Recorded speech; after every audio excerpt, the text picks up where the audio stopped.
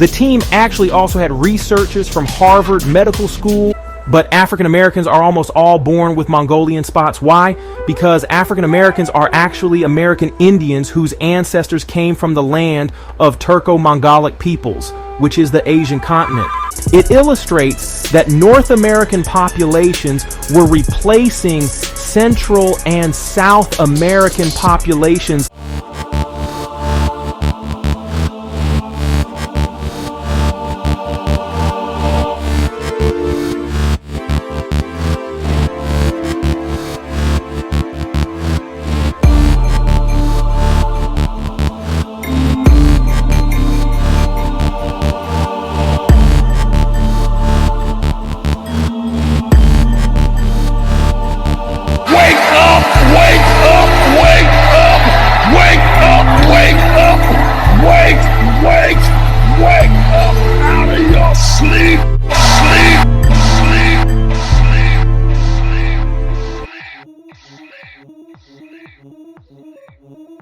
The ancestry of African Americans is more indigenous to the Americas than to Africa.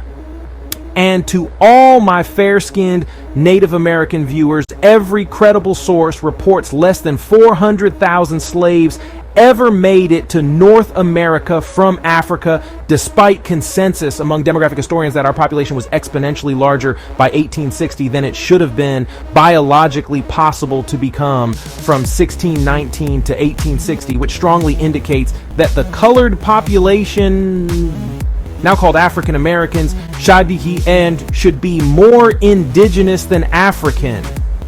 However, the people who commonly make this argument are usually black people who claim that Native Americans are pretendians because they can't imagine that both phenotypes could come from the same pre-Columbian society. We gotta stop doing this, bruh.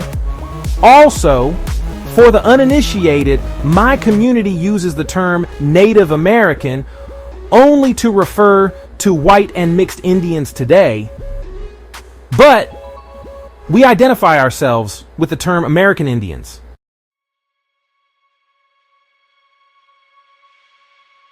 Anyway, what kills me is the fact that my people often claim that Native Americans are actually quote-unquote Mongolians who came late in the evolution of American history, which is an unfair position to take. Sosolinha says this all the time, and for the record, I greatly respect his research and I love his channel. Here's the truth though, he's wrong. We're more Mongolian than the pale Native Americans are. A lot of y'all got it backwards on this part, like Sosolinha.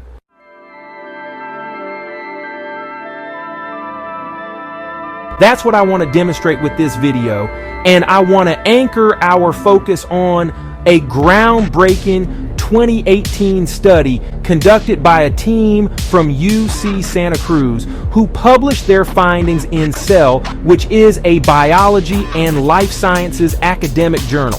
The team actually also had researchers from Harvard Medical School and the Max Planck Institute. The article I'm showing you is hosted by the UC Santa Cruz News Center. And the first line starts by describing the study's findings as, quote, unprecedented details about the story of the peopling of Central and South America, end quote. They call it unprecedented for the same reason I called it groundbreaking. What we're about to discuss had never been realized or analyzed prior to this study in 2018.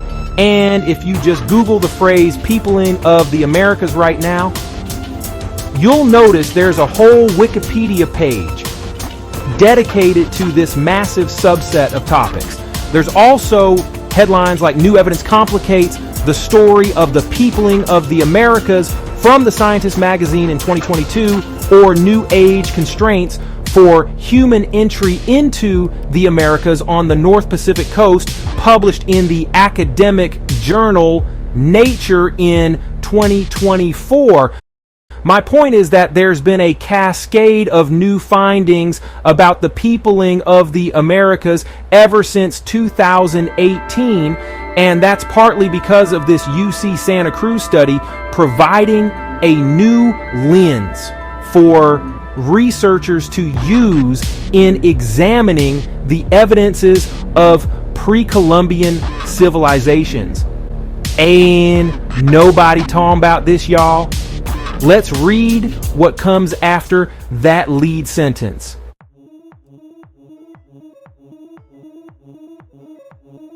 Quote, the first analysis of high-quality ancient DNA data from Central and South America from 49 individuals, some as old as 11,000 years, has revealed a major and previously unappreciated early population turnover. Okay, what does that mean? Early population turnover? Let me put it another way. Mass population replacement. How so? Quote, their results show that a distinctive DNA type associated with the first widespread archaeological culture of North America, Clovis, was also found in Chile, Brazil, and Belize 9,000 to 11,000 years ago. The findings suggest that the people who spread the Clovis culture also had a major demographic impact further south. But this Clovis culture associated lineage is missing in later South Americans, documenting a continent-wide population replacement that began at least 9,000 years ago. If you're truly someone who does a lot of research on all things Aboriginal, your ears should immediately perk up when you hear the word Clovis, just to make sure we're all up to speed on that. The Clovis culture, as they call it, is a Paleo-Indian culture that multiple ethnic groups shared or borrowed in the Americas for like 12, maybe 13,000 years leading up to colonization. I want to be clear. Please do not think that calling it a culture means that we're talking about one group of people. Quite the opposite. Countless ethnic groups for thousands of years had their own cultures throughout the Americas, but about 80% of those people's cultures were subcultures of what we call the Clovis culture, which is primarily based on cleverly carved, super sharp, bullet-shaped stone spearhead tools that likely took uncommon techniques to create, techniques not used in other Paleolithic cultures around the world. That's a weak link between all these groups, whereas the genetic links are much stronger. This study's saying certain groups of people started spreading the Clovis culture from North America to South America, but then whoever those ethnic groups were got wiped out or somehow replaced by non-Clovis culture peoples at some point over 9,000 years ago.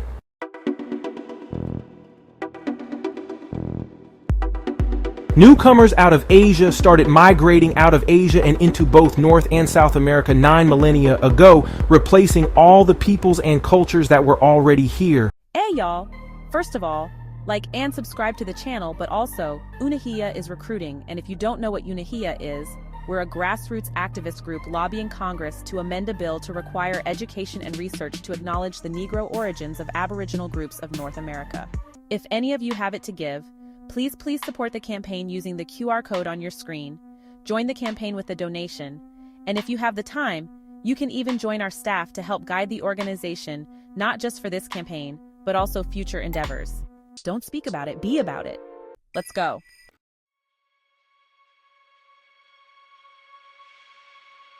Now, the UC Santa Cruz study's also saying that the mass population replacement actually took these last 9,000 years to complete too.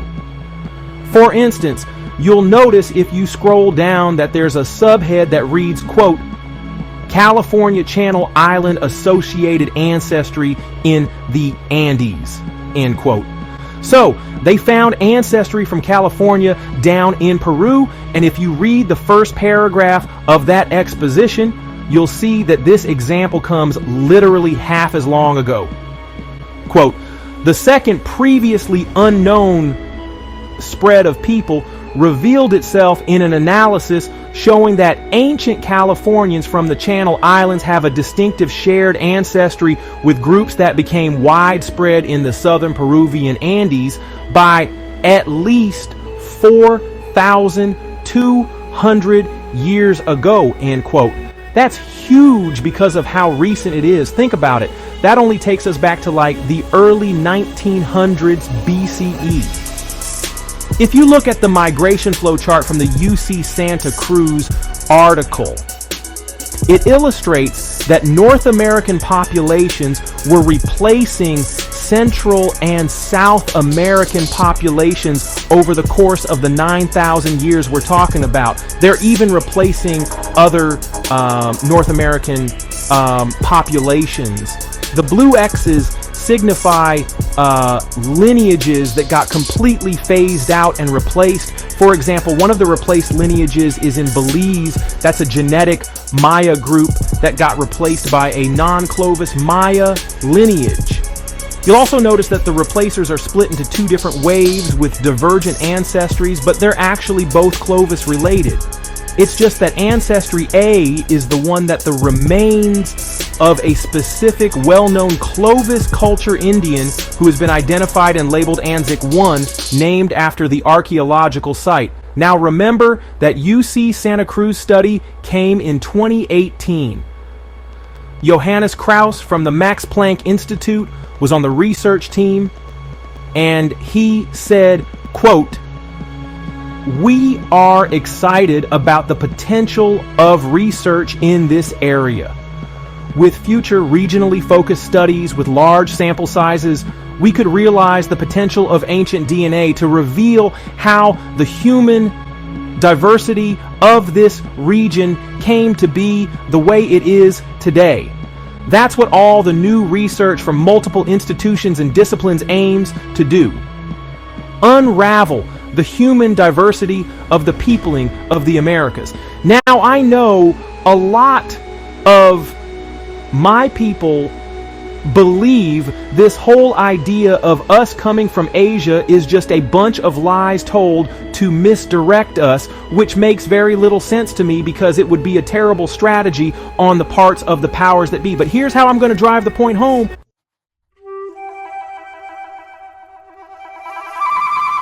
One last study, and published twice in the Hurwitz Clinical Pediatric Dermatology Handbook, once in the 4th edition and again in the 5th edition. Now on Science Direct, they'll show you an executive summary of all the relevant literature in medical science on Mongolian spots. And the 3rd and 4th sources it covers are the 4th and 5th editions of that handbook. Watch this. It starts with the 5th edition from 2016 and tells you the following. Quote, "Mongolian spots are flat, deep brown to slate gray or blue-black, often poorly circumscribed, large macular lesions generally located over the lumbosacral areas, buttocks, and occasionally the lower limbs, back, flanks, and shoulders of normal infants. They are seen in 75% to 90% of individuals of African descent and Native American babies, 62% to 86% of Asians, 70% of the Hispanic population, and 10% of Caucasian infants." End quote. Now notice that the highest prevalence is among Africans and Native Americans, right? But this is the 5th edition, and these words are taken almost verbatim from the 4th edition, with one key change that makes all the difference. Look at the 4th edition version of that same sentence. What's it say? Quote, "They are seen in more than 90% of African American and Native American babies." Not African, but African American. Same percentage, same figure, different people group. They changed it to Africans using African Americans as the sampling to prove the statement, but African Americans are the ethnic group that actually manifests this. Africans don't actually get Mongolian spots to any significant degree. Only African Americans do. The only Africans born with this are Arab and Nilotic Africans. show you why in a sec. But African Americans are almost all born with Mongolian spots. Why? Because African Americans are actually American Indians whose ancestors came from the land of Turco-Mongolic peoples, which is the Asian continent. And for all you believers in Black Indian Hebrew Israelite theory, this executive summary's second source clearly says the region with the highest prevalence for Mongolian spots is the Mediterranean region. So the whites who get it would be Italians and Turks and the like. But what's in the Mediterranean region? Israel.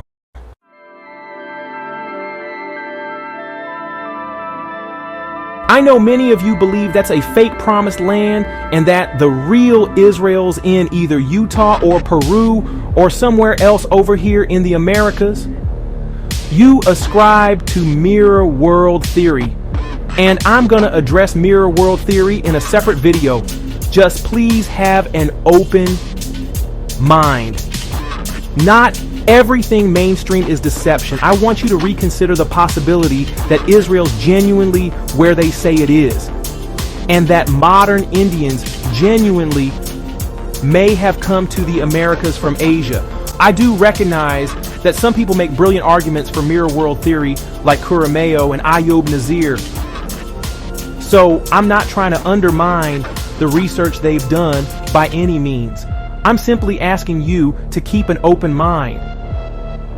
The point is that today's North American Indians are predominantly from Asia. So the more Indian you are, the more Asian your ancient ancestors would be.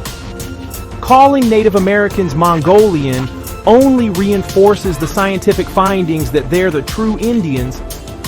And to be fair, it's not that they aren't Indians.